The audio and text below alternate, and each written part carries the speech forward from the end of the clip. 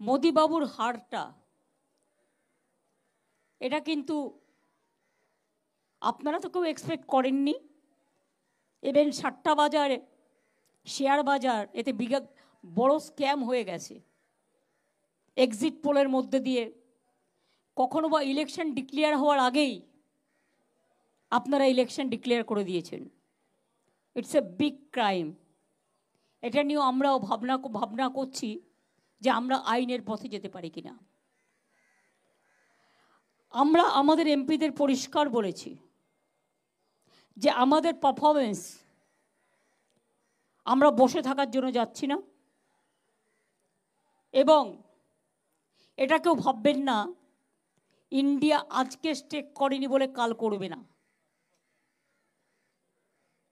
We are waiting and watching the situation. Country needs change. মোদিকে কেউ চায় না। এত বড় হারের পরেও মোদিবাবুর উচিত ছিল এটা অন্য কাউকে ছেড়ে দেওয়া।